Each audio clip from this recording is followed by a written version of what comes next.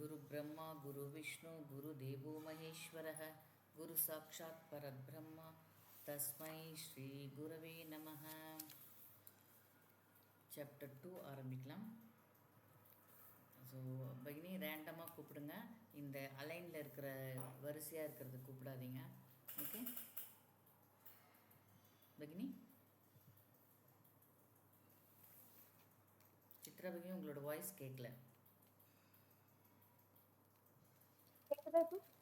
இன்னும் கொஞ்சம் இல்லை.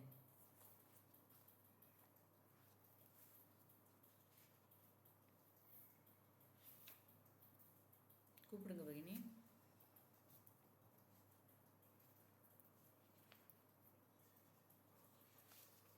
ஓகே, நீங்கள் லாக் அவுட் பண்ணிவிட்டு திருப்பி லாகின் பண்ணுங்க. I will call randomly. Mala Venkat Bhagini. Namaste Bhagini. Namaste. 4 line இருக்கிற ஸ்லோகா படிங்க. Any one. 4 lines. 4 line shloka. Okay. कार्पण्यदोषोपगतस्वभावः कृत्वामि त्वां धर्मसम्मूढचेताः यच्छ्रेयचानिश्चितं ब्रूहि तन्मे शिष्यस्तेऽहं साधिमान् त्वां प्रपन्नम्. ஓகே, ஒரு 2 லைன் ஸ்லோகா படிங்க. अर्जुन उवाच कथं भीष्ममहं सङ्ख्ये द्रोणं च मधुसूदन इषिभिः प्रतिप्योत्स्यामि पूजार्हवरिसूदन.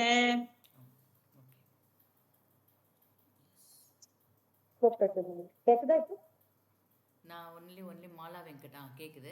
மாலா வெங்கட் பகினி மாத்திரம் தான் கூப்பிட்ருக்கேன். இப்போ அவங்க பார்த்தீங்கன்னா எல்லாருக்கும் சொல்கிறேன், அவங்க கூப்பிட்ட உடனே டக்குன்னு ஆனும் பண்ணாங்க, அதே மாதிரி டக்குன்னு எடுத்து படித்தாங்க. அது மாதிரி டக்குன்னு எடுத்து படிக்கணும், அதுக்கு தான் மார்க்கு.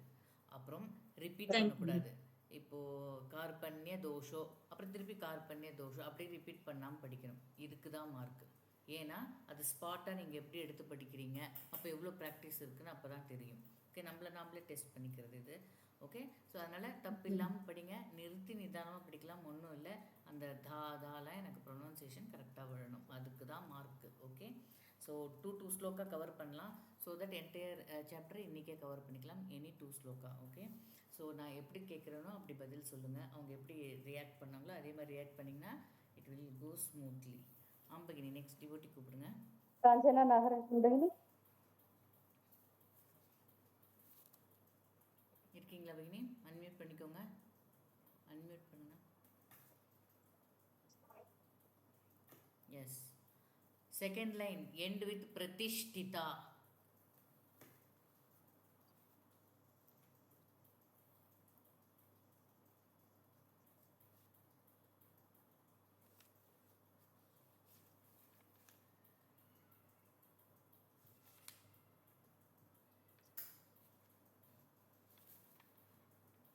ஹேண்ட் ரைஸே பண்ண வேணாம், நானே கூப்பிடுவேன்.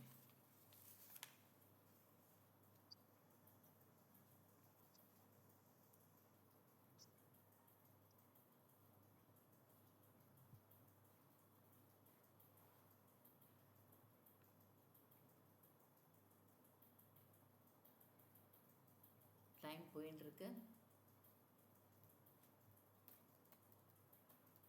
பிரதிஷ்டிதா எண்ட் லைனில் இருக்கும். செகண்ட் லைனில் end word. 68. Good. 68. Yes yes. 58.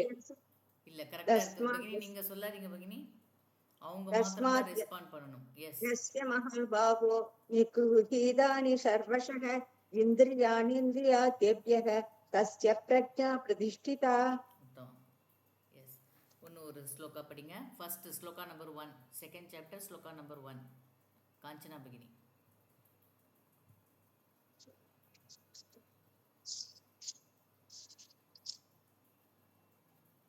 तन्तदाकृपया विष्णुम् अस्तु पूर्णाकुलेक्षणं विषीतन्तमिदौ वाक्यम् उवाच मधुसूदनः.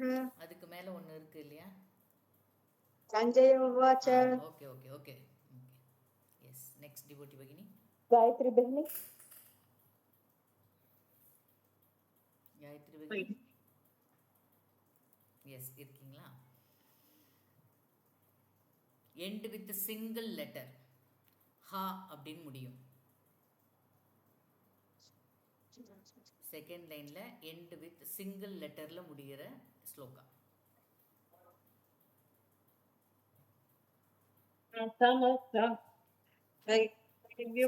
ஸ்லோகா நம்பர் சொல்லிட்டு படிங்க பையனே. ஸ்லோகா நம்பர் சொல்லிட்டு படிங்க, மற்றவங்களும் கவனிப்பாங்க. முடியாது. இல்ல பகினி, அது ஒரே ஒரு சிங்கிள் வேர்டு சொன்னேன். சிங்கிள் லெட்டர்ல முடியணும். சிங்கிள் லெட்டர் ஹா.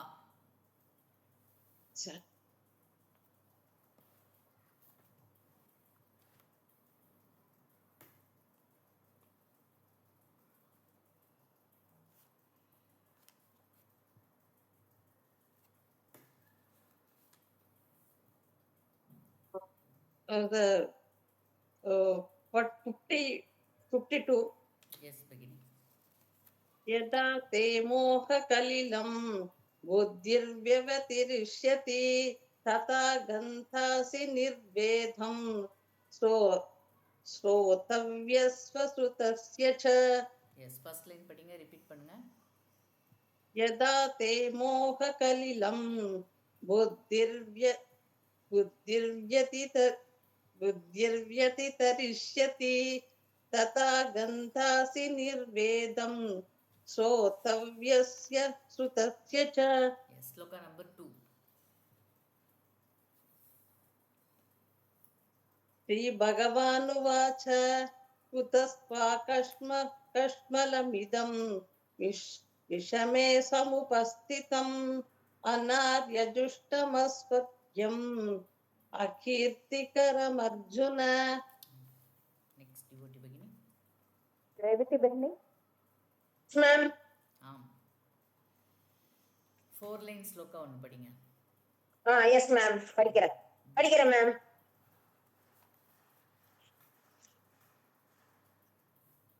न चैतद्वित् न करन्तु करियः यद्वा जय. கேக்குதா மேம்? கேக்குதா? ஓகே. நகி பிரபஷ்யாமி மா பனுத்யாத் யச்சோகமுச்சோனுமந்திரியாணாம் அவாப்ய பூக்ஷ பத்னக்ருதம் ராஜ்யம் சுராணாமதிசாதிபத்யம். எந்த ஸ்லோகா நம்பர் இது? Sorry, shloka number 8. சரி, ஓகே. சொல்லாம விட்டுட்டு சாரி. ஸ்லோகா நம்பர் 3 படிங்க. எஸ் மேம், படிக்கிறேன். क्लैब्यं मास्म तमपार्थ नैतत्त्वय्युपपद्यते क्षुद्रं हृदय दौर्बल्यं त्यक्त्वोत्तिष्ठ परन्दप. ஆம். ஜெயந்தி நடராஜ் பிகினி. Yes ma'am. Yes. First line end with Bharata.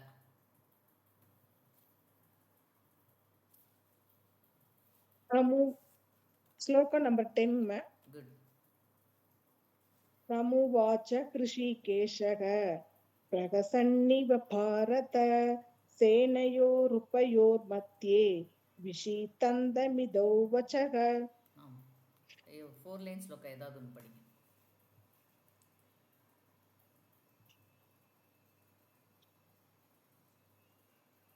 Acharya. Sloka number 29 ma'am. Yes.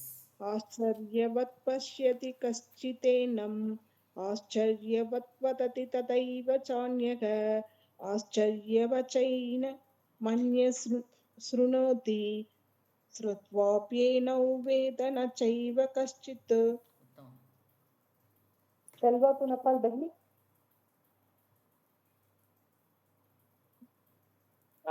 Yes பகினி சொல்லுங்க. Yes. Second line end with vapsyasi. ஒரே நிமிஷம். உள்ள இருக்கிறதுனால டவர் எடுக்க சொல்லுங்க பகினி. Vapsyasi. Second line. Vapsyasi.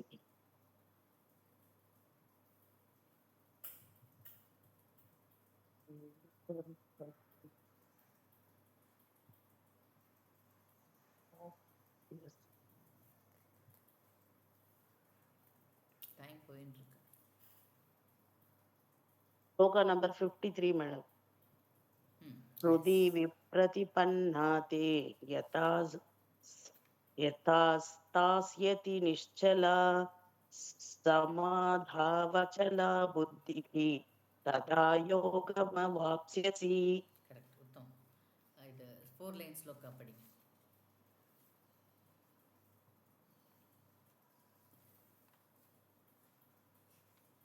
குருன ஹத்வா ஹி மகானுபாவான் ஸ்ரேயோ போக்தம் பைக்ஷ்யம் பீகலோகே ஹத்வார்த்த காமாம்ஸ்து குருநிஹைவ புஞ்சீய போகான் ருதிர பிரதிக்தான். ஆம். Apusami Behni. Yes, ma'am. Yes பகினி. உச்சியத்தே, ரிச்சியத்தே, இச்சியத்தே அப்படி முடியுது இல்லையா? அந்த மாதிரி எண்டு இருக்கிற ஒரு ஸ்லோகா எடுத்து படிங்க. அது எப்படி வேணா இருக்கலாம், உங்கள் சாய்ஸ். ரிச்சியத்தே, முச்சியத்தே, உச்சியத்தே.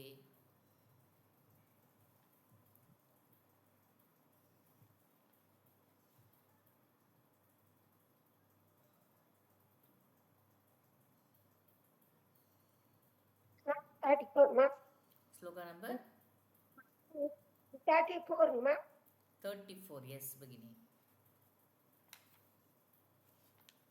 Insaati bhutani tata ishyanti tetayam sambhavitasya saatiti maranatirisyate. திருப்பி ரிப்பீட் பண்ணுங்க second line. Sambhavitasya saatiti maranatirisyate. ஆம். 4 லைன் ஸ்லோகா ஒன்று படிங்க.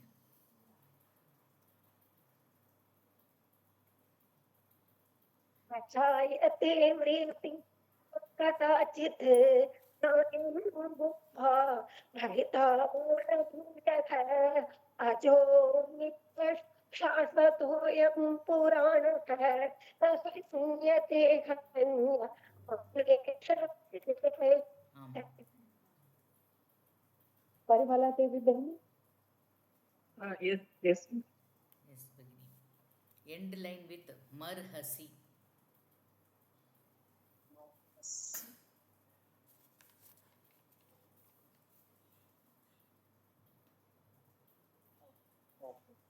फिफ्थ श्लोका.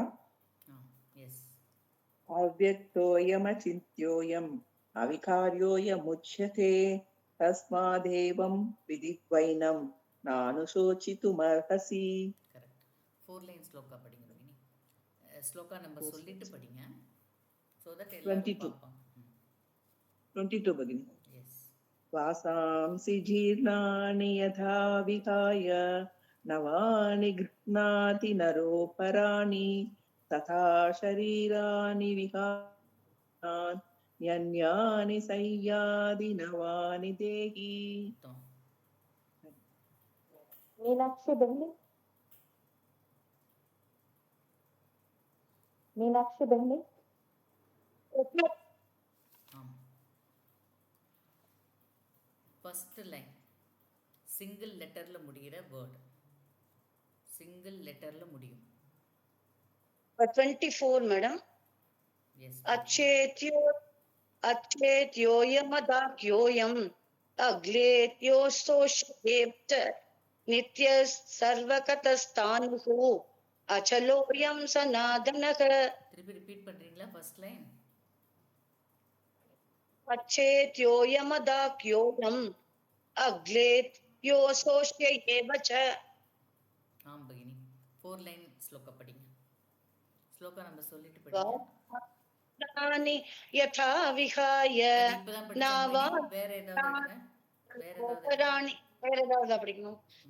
न जायते म्रियते वा कदाचित् नायं भूत्वा भविता वानय भूयः अजो नित्यश्शाश्वतोऽयं पुराणः न कन्यते कन्यमाने शरीरे.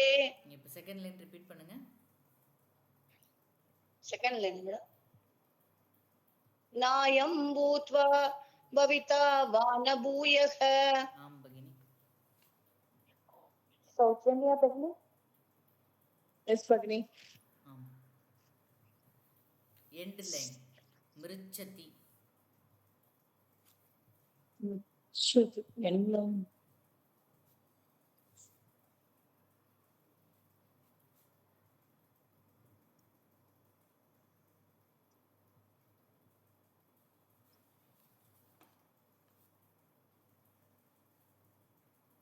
ஸ்லோகா எண்டு செகண்ட் லைனில் மிருச்சதி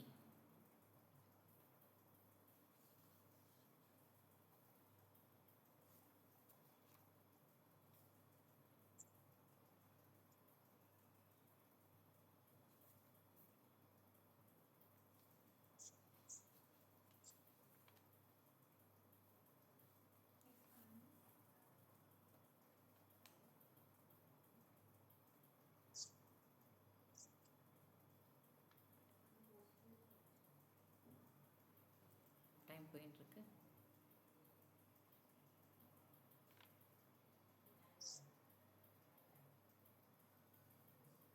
Mruchyatena mruchyatiya Magri. மிருச்சதி ஓகே வேற யாருக்கா சான்ஸ் கொடுக்கலாமா? ம் ஓகே இப்போ நீங்கள் 4 லைன் ஸ்லோகா படிங்க பகினி சௌஜன்யா பகினி.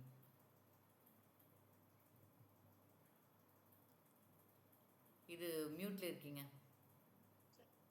अपूर्वमानं मचलप्रतिष्ठं समुद्रमापप्रविशन्ति यद्यत् तत्तत् कामायं प्रविशन्ति सर्वे இல்லை நீங்கள் यतां மியூட்ல किमप् பகினி மியூட்ல படிச்சதுனால கேட்கல ஒன்றும். எந்த ஸ்லோகா சொல்லிட்டு படிங்க. 70 Bhagini. எஸ் பகினி. अपूर्वमानं मचलप्रतिष्ठं समुद्रमापप्रविशन्ति यद्यत् तद्वत् कामायं प्रविशन्ति सर्वे न शान्तिमाप्नोति न कामकामी. ஆம் அதுலேயே ஒரு 2 ஸ்லோகா கழிச்சு பாருங்க. லாஸ்ட் ஸ்லோகா அவங்க ஸ்லோகம் வந்துருச்சு அதுல. ओके येषा ब्रह्मी स्थितः पार्थ नैनां प्राप्य विमुह्यति स्थित्वा साम्य मन्तकालेऽपि ब्रह्म निर्वाणमृच्छति. ஆம் ஓகே. ஸோ ஏஷா பிராஹ்மி அது பிராஹ்மி பிரம்மின்னு படிச்சிங்க. Yes okay. Okay. Next devotee பகினி. रामेश्वरी बहनी ஆ பகினி. எஸ் 4 லைன் ஸ்லோகா படிங்க. गुरुन हत्वा हि महानुभावान् श्रेयो भोक्तुं वैक्ष्यमभीह लोके हत्वार्थकामांस्तु गुरूनिहैव भुञ्जीय भोहान् रुधिरप्रदिक्तान्. ஆம் செகண்ட் லைன் ரிச்சதே முச்சதே உச்சதே ஏதாவது ஒன்று எடுங்க.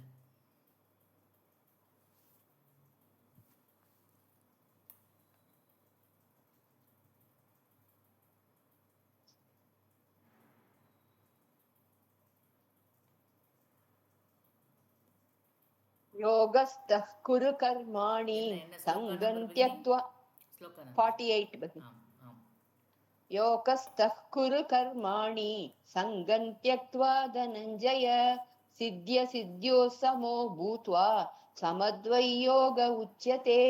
ஆம் सुंदरी बहनी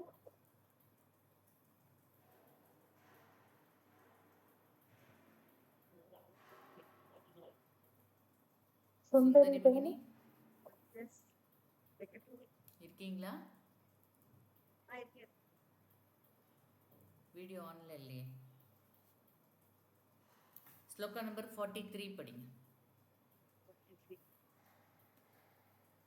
कामात्मानः स्वर्गपराः जन्म कर्म फलप्रदां क्रिया विशेष बहुलां भोगेश्वर्य गतिं प्रति.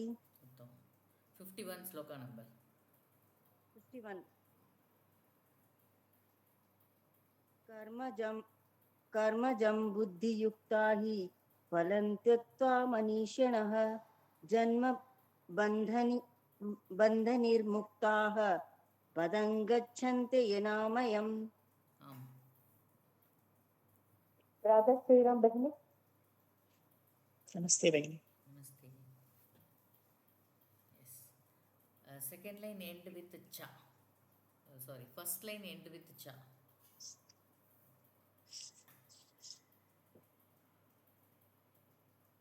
अच्छेद श्लोका नंबर 24 Hmm.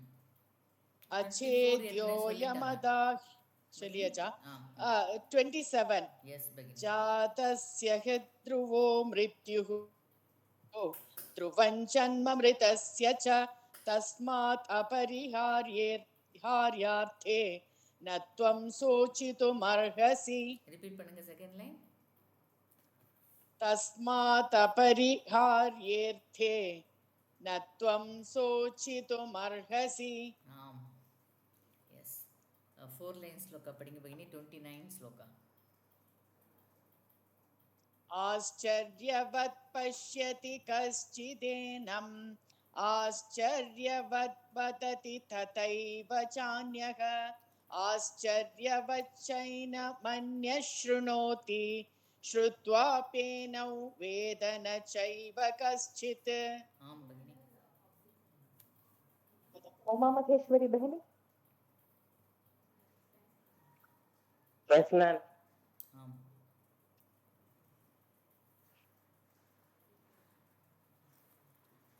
ஈஸியா கேட்கட்டுமா? மர்ஹசில முடிகிற ஸ்லோகா படி.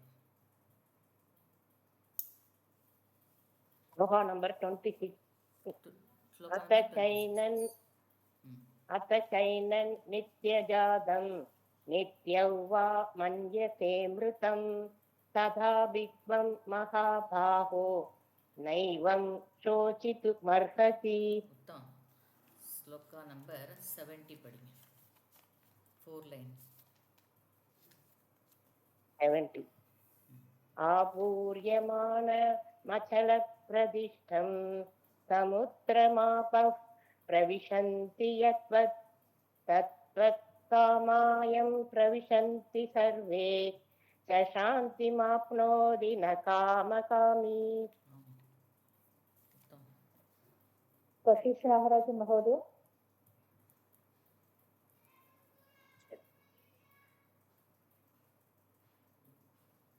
இருக்கீங்களா? எஸ். கச்சதி எண்ட் லைன் கச்சதி.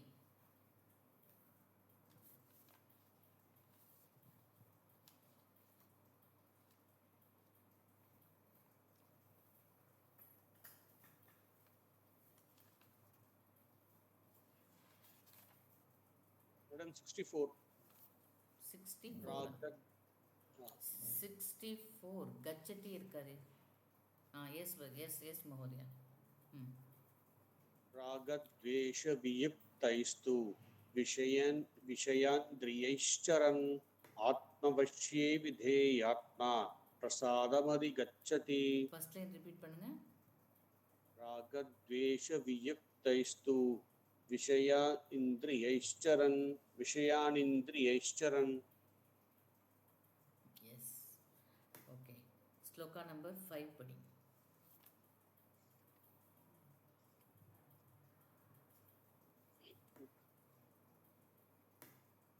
गुरून् हत्वा हि महानुभावान् श्रेयो भोक्तुं वैक्षमपीह लोके हत्वार्थकामांस्तु गुरूनिहैव भुञ्जीय भोगान् रुधिरप्रदिग्धान् ஆம். நெக்ஸ்ட் வேர்ட் படி. विजयलक्ष्मी डी बहनी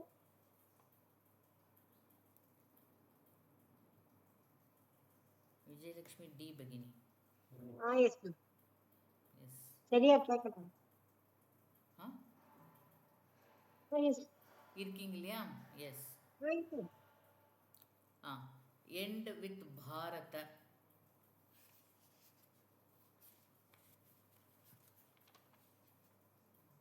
நம்பர் 10 எஸ் பகினி. नमो ऋषिकेशः प्रहसन्निव भारत सेनयोरुभयोः இருங்க பகினி. मध्ये எந்த ஸ்லோகம் எந்த இடத்துல இருக்கீங்க? end with भारत ம். எஸ் பகினி. சொல்லுங்க 14.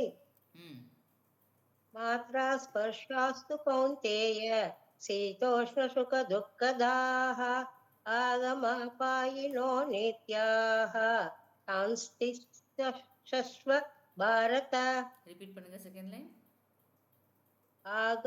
आगमापायिनो नित्याः सांस्तिष्ठस्व भारत தாம் ஸ்திதி சக்ஷ்வ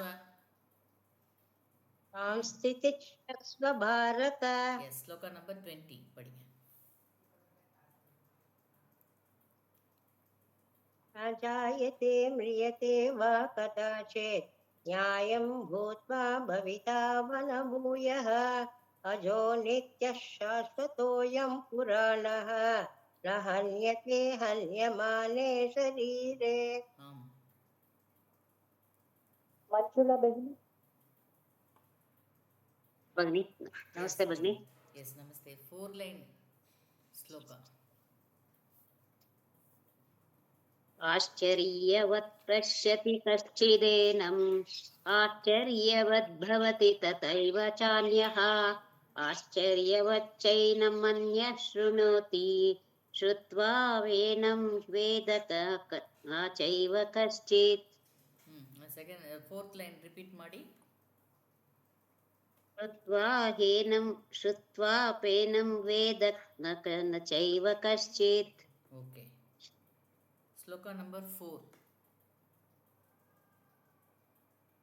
कथं भीष्ममहं सङ्ख्ये द्रोणं च मधुसूदन इषुभिः प्रतियोत्सामि पूजार्हावरिसूदन அதற்கு மேல ಒಂದು ಇದಲ್ಲ ಒಂದು ಹೆಡ್ಡಿಂಗ್ ಇದಲ್ಲ अर्जुन उवाच okay okay Uma K Yes, madam. Yes ರುಚ್ಯತೆ ಸೆಕೆಂಡ್ ಲೈನ್ ಎಂಡ್ ವಿತ್ ರುಚ್ಯತೆ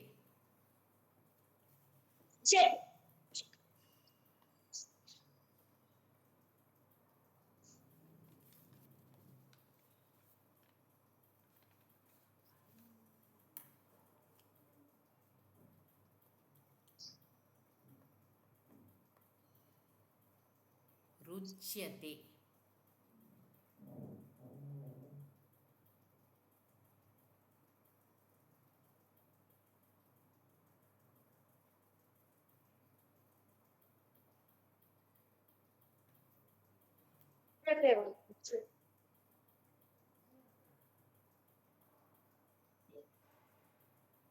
ஏதாவது சொல்றீங்களா சொல்லட்டுமா बहनी இல்ல இல்ல நோ நோ வெயிட்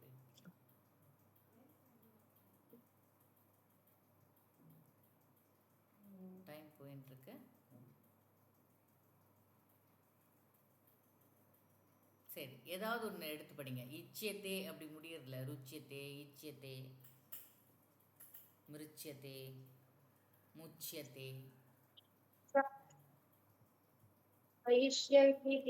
என்ன ஸ்லோகா நம்பர் பிகினிங் ஸ்லோகா ஸ்லோகா 34 படிச்சிட்டாங்க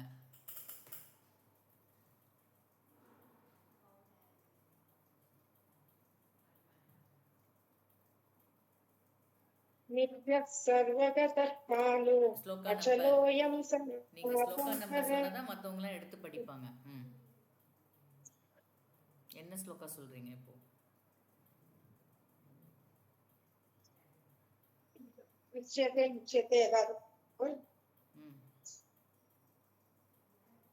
கிடைக்கலையா சரி 4 லைன் இது வந்து 7th ஸ்லோகா நம்பர் 7 படிங்க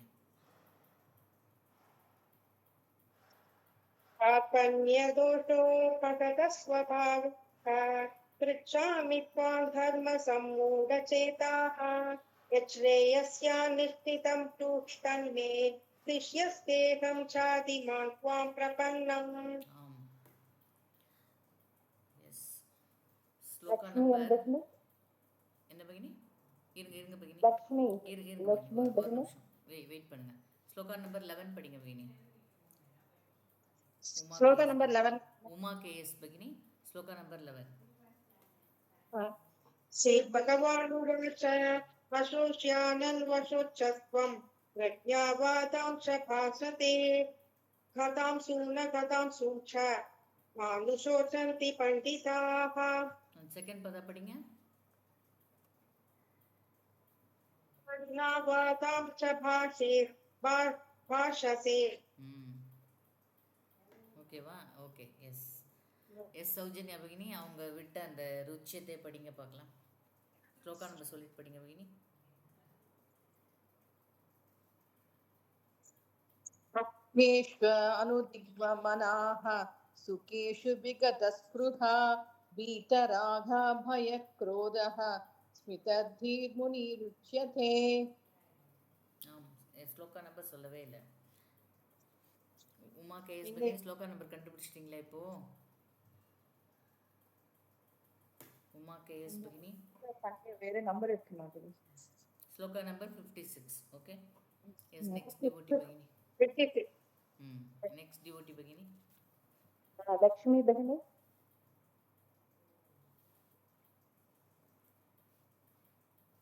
लक्ष्मी भगिनी. உதயலட்சுமி பகினி.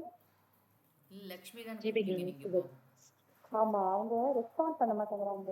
இல்ல வந்தாங்களே. நீ எப்படி வந்தாங்க? நான் அன்மியூட் பண்ணல. ஓகே. லக்ஷ்மி எம் பகினி இருக்கீங்களா இல்லையா?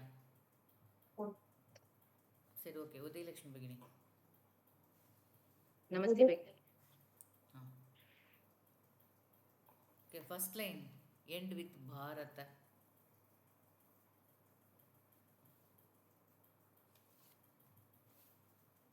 श्लोक नंबर 28. अव्यक्तादीनि भूतानि व्यक्तमध्यानि भारत निधनान्येव तत्र का परिदेवना. आमा. Yes. 22nd श्लोका. वासांसि जीर्णानि यथा विहाय निवानि गृह्णाति नरोपराणि तथा शरीराणि विहाय जीर्णान् नन्यानि संयाति नवानि देहि. Second line படிங்க. Second line. नवानि गृह्णाति नरोपराणि. ஆம் ஆம். நீங்க என்ன சொன்னீங்க? நவானிக்கு பதிலா நிவானி சொல்லிட்டீங்க இல்லையா? नवानि गृह्णाति. Okay. Thank you. Yes भगिनी. ஷைனி ஆனந்த் பட்டு. हरियाणा. ஆம் भगिनी. First line end with cha அது முடிச்சிட்டோமா? சரி okay. First line end with ha. Single லெட்டர்ல முடிகிற என்ன ஸ்லோகா படிங்க.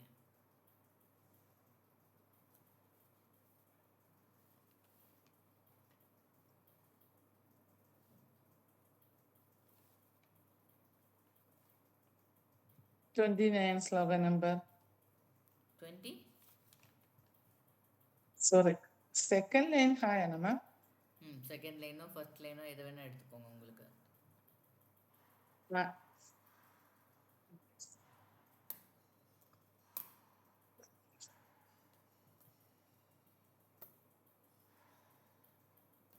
Slogan number 55. 55.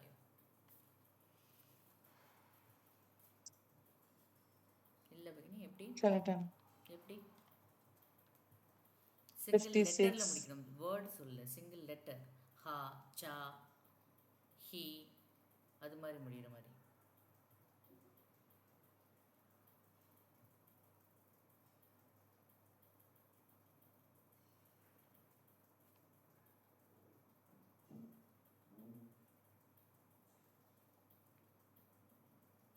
Okay. Shloka number 20 படிங்க. Number 63. 63. 63. 63 என்ன வருது பகினி? என்ன வருது சொல்லுங்க. क्रोधात् भवति सम्मोहः. கரெக்ட் பகினி. ஒரு சிங்கிள் லெட்டர்ல முடியணும். எங்க முடியுது? Okay. Okay. So shloka number 20 படிங்க.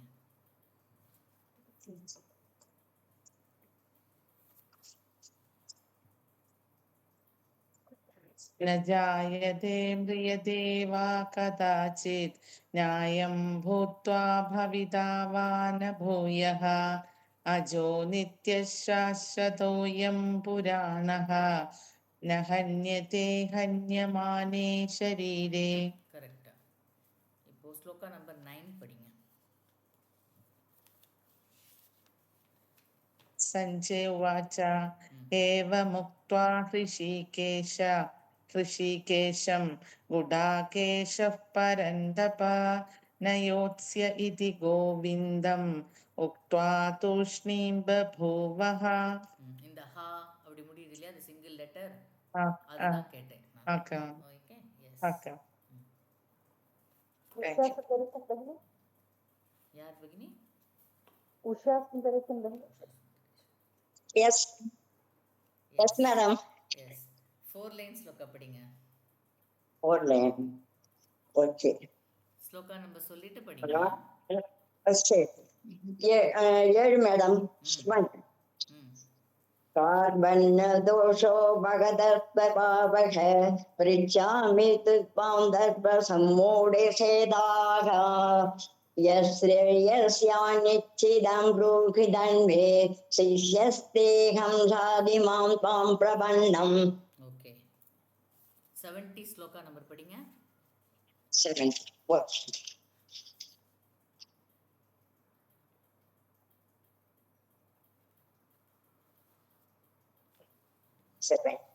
आभूज्यमानामसलप्रदिष्टं समुद्रमापप्रविसन्धिपत्य तत्कामायं प्रविशन्नि सर्वे सशान्तिमाप्नोति न कामकामी. ஓகே. ஸ்லோகா நம்பர்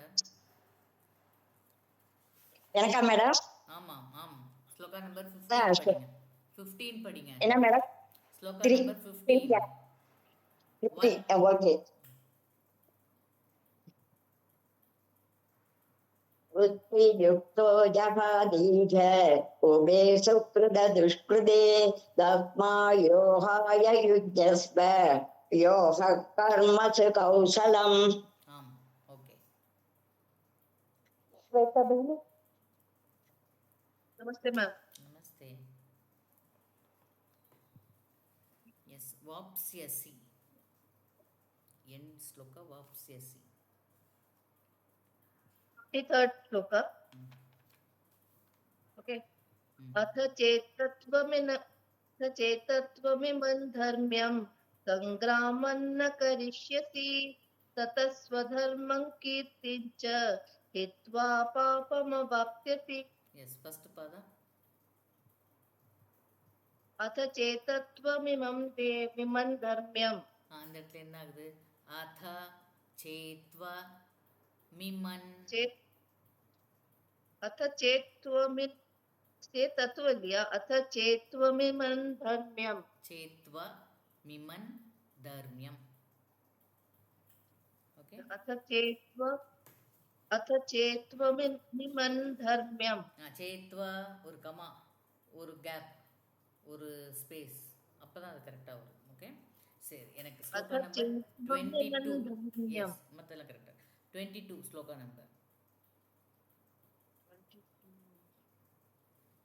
वासांसि जीर्णानि यथा विहाय नवानि गृह्णाति नरोपराणि तथा शरीराणि विहाय जीर्णान्यन्यानि संयाति नवानि ஆம். मीना सुरेश बहनी. யார் பகினி? மீனா சுரேஷா. எஸ். கஷ்டமா கேட்கலாம் போல இருக்கே உங்களுக்கு. இல்ல பகினி? முச்சியத்தே. முச்சியத்தே.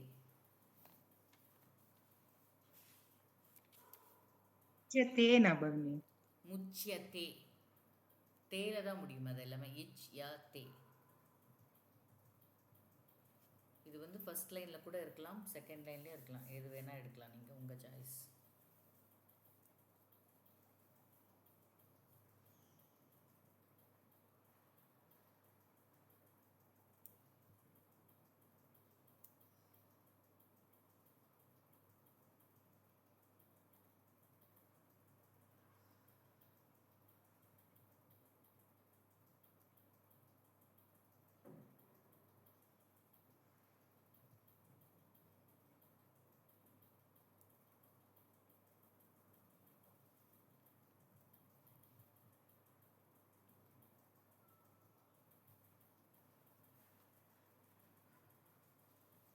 ஓகே, வேற ஏதாவது இச்சத்தை கண்டுபிடிச்சிங்களா? பண்ணிட்டேன் பகினி. இல்ல மீனா Yes. மீனா சுரேஷ் பகினி. சொல்லுங்க பகினி. அதான் வேற ஏதாவது கண்டுபிடிச்சிங்களா? இச்சத்தையில தோச்சியத்தை, ருச்சியத்தை, இச்சத்தை.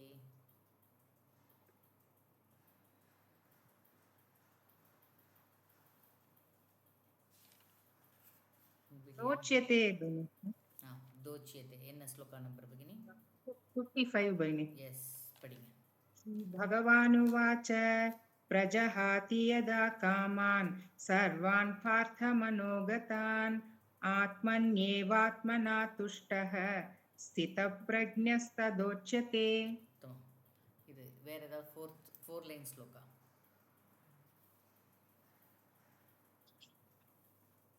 न जायते म्रियते वा कदाचित् नायं भूत्वा भविता वा न भूयः अजो नित्यः शाश्वतोऽयं पुराणः न हन्यते हन्यमाने शरीरे. ஓகே, 6th ஸ்லோகா படிங்க. இது பைனி 6. न चैतद्विद्मः कतरन्नो गरीयः यद्वा जयेम यदि वा नो जयेयुः यानेव हत्वा न जिजीविषामः स्तेव स्थिताः प्रमुखे धार्तराष्ट्राः. ஆம் பகினி, உத்தமம். श्रीविद्या बहिनी எஸ், 4 லைன் ஸ்லோகா படிங்க.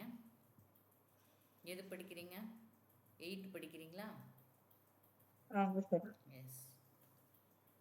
न हि प्रपश्यामि ममाप्नुयात् यच्चोकमुच्छोषणमिन्द्रियाणाम् अवाप्य भूमावसपत्नवृतं राज्यं सुराणामपि चाधिपत्यम्.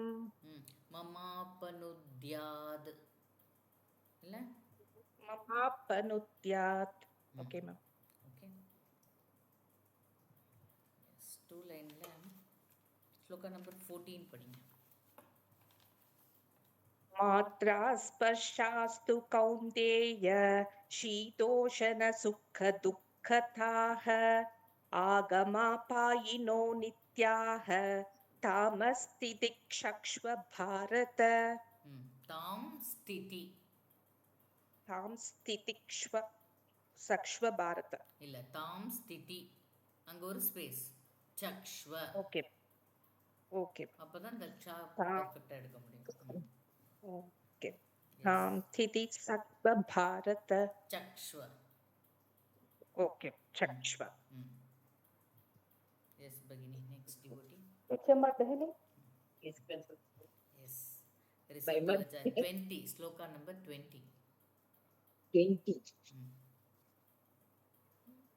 न जायते म्रियते वा कदाचित् नायं भूत्वा भविता वा न भूयः अजो नित्यः शाश्वतोऽयं पुराणः न हन्यते हन्यमाने शरीरे. கரெக்ட், உத்தமம். ராகம் தப்பு. ராகம்லாம் கரெக்டா இருக்கு. ஸ்லோகா நம்பர் 8 படிங்க. 8.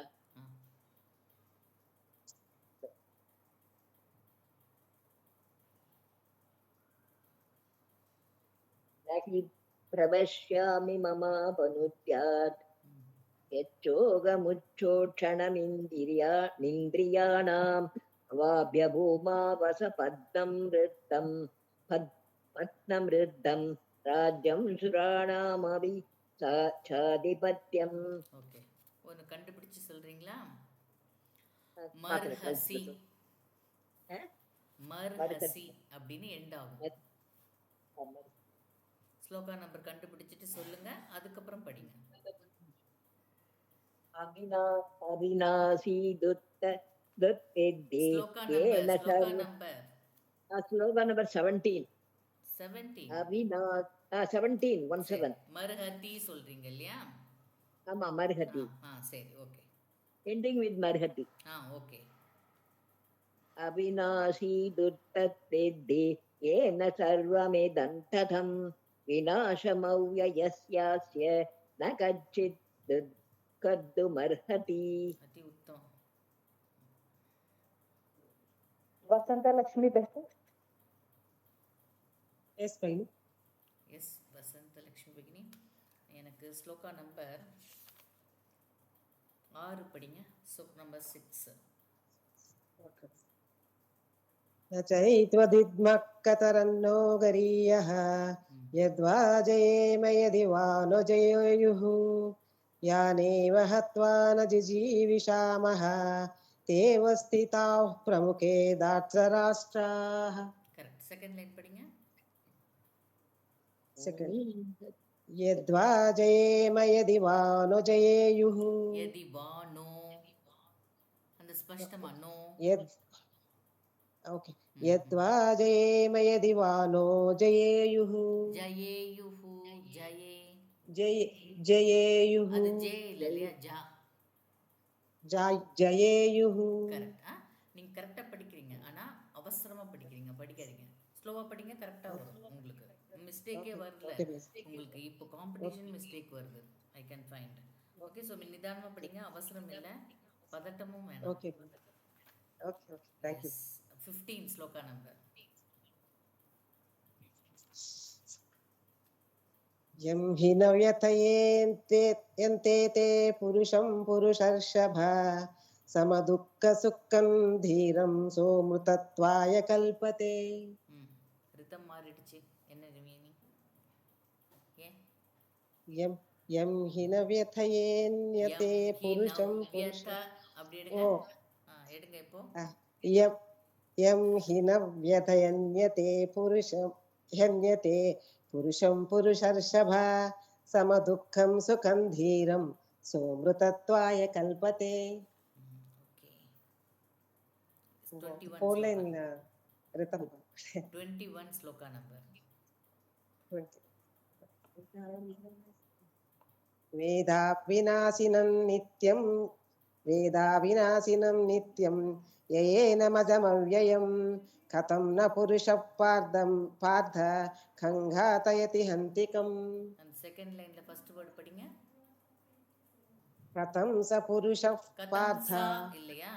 நீங்க கதம் வேற ஏதோ படிச்சீங்க. ओके. कथं स पुरुषः पार्थ खङ्घातयति हन्तिकम्. ஆம் பகினி. Usha Ramachandran. Yes, bhai. Usha Ramachandran பகினி. Yes, bhai. எஸ். ஸ்டார்டிங் லைன்ல எண்ட் வித் பாரத.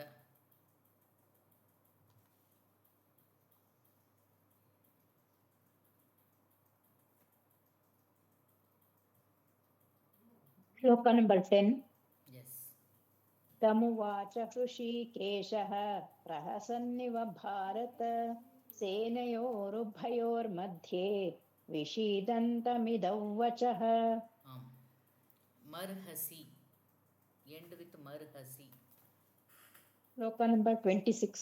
எஸ் பகினி. 26 படிச்சாச்சு. அத்தா வேற சை. ஏதாவது எடுக்கலாம். 25 இருக்கு. 25 படிச்சாச்சு. 26 ஆச்சா? எஸ்.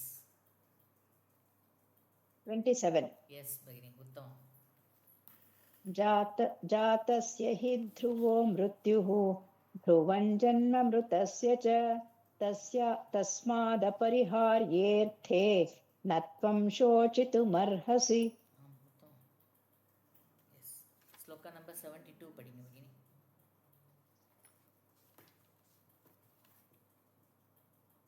एषा ब्राह्मी स्थितिः पार्थ नैनां प्राप्य विमुह्यति स्थित्वा स्यामन्तकालेऽपि ब्रह्मनिर्वाणमृच्छति.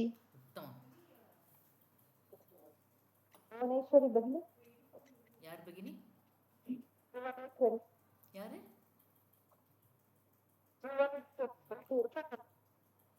கேட்கல. வாய்ஸ் கேட்கல. காமேஸ்வரி பகினி சொல்லிட்டாங்களே. சொல்லிட்டாங்களா?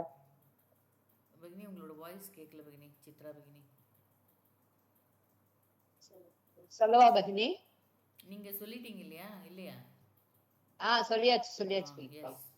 இப்ப இல்ல முடிச்சு. புவனேஸ்வரி பகினி கூப்பிட்டேன். புவனேஸ்வரியா? நான் சொல்லல பாருங்க. எஸ். வாங்கோ.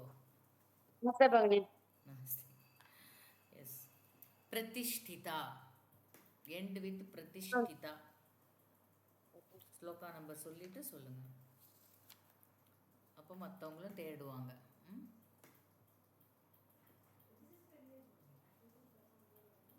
भगिनी இன்னொரு தடவை சொல்லுங்க भगिनी பிரதிஷ்டிதா எண்ட் லைன்ல பிரதிஷ்டிதா அப்படின்னு முடியும்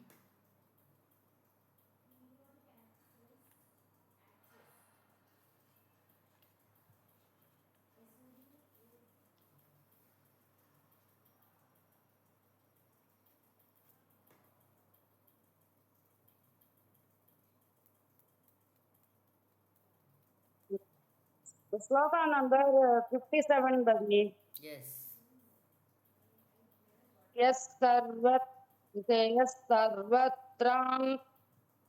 यस्सर्वत्राण अभिश्रेणः तत्प्राप्य शुभाशुभं नाभिनन्दति न द्वेष्टि तस्य प्रज्ञा प्रतिष्ठिता ஆம் இப்போ எனக்கு ஃபர்ஸ்ட் லைன் நிறுத்தி படிங்க இப்போ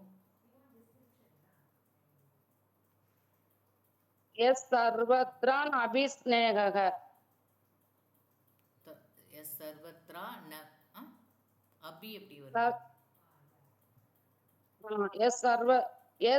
यस्सर्वत्राण अभिस्नेहः ம் அப்புறம் கண்டினியூ பண்ணுங்க यस्सर्वत्राण अभिस्नेहः तत्प्राप्य शुभाशुभं correct okay yes 4 line shloka சொல்லுங்க 29 சொல்லுங்க பார்க்கலாம் 29 ஸ்லோகா நம்பர் 29 ம்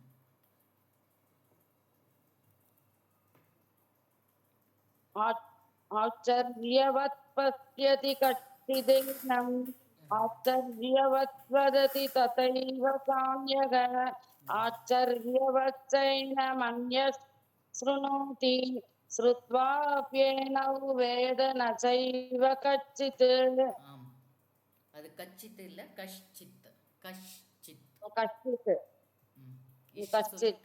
ம் எஸ் ஆம்பிகினி ஆல்மோஸ்ட் எல்லாரும் முடிச்சிட்டாங்க. ஓகே லக்ஷ்மி வேற and யாராவது லெஃப்ட் ஆயிருக்கீங்களா கூப்பிடாம இருக்கோமா லக்ஷ்மி பகினி எம் பகினி அவங்க ஓகே சொல்லல. ஓகே ஸ்லோகா நம்பர் வேற யாராவது கூப்பிடாம இருக்கோமா லக்ஷ்மி அம்பகினி அட்டெண்ட் லக்ஷ்- பண்றீங்களா ஆமா ஸ்லோகா சொல்லுங்க மேம் நீங்க வீடியோ ஆன் பண்ணுங்க மேம் அப்படின்னு எனக்கு தெரியாது. ஆ வீடியோ தெரியாதுங்க ஆ வீடியோ ஆன் பண்ண அது வீடியோ ஆன் பண்ணி பேசணுன்றது தெரியாது. சரி இப்ப பண்ணுங்க இருக்கட்டும் மேம் அப்படியே சொல்லுங்க மேம். இருக்கட்டும் மேம் நீங்க வாங்க ஆன்ல அப்புறம் நான் கேக்குறேன் ஆமா, எனக்கு அது எப்படி பண்ணி வைக்கிறதுன்னு தெரியாது மேம். அதெல்லாம் சும்மா பசங்க பசங்களாம் இல்ல நீங்க இப்ப கத்துக்கணும் எவ்வளவு நாள் பசங்களோட மைக்குக்கு பக்கத்துலயே இருக்க பாருங்க வீடியோ மைக் கத்துக்கிறதுக்கு தான் இந்த மைக் தெரியாது. நாளைக்கு கத்து கத்துட்டு வாங்க மைக்குக்கு பக்கத்துலயே வீடியோ இருக்கு பாருங்க yes okay okay thank you everyone சமாப்பியமாக சாந்தி மந்திரம் அதுக்கப்புறம் பேசலாம் மேம் செகண்ட் டைம் கூப்பிடவே இல்ல. भवन्तु सुखिनः सर्वे सन्तु निरामयाः सर्वे भद्राणि पश्यन्तु मा कश्चित् दुःखभाग् भवेत् ॐ शान्ति शान्ति शान्तिः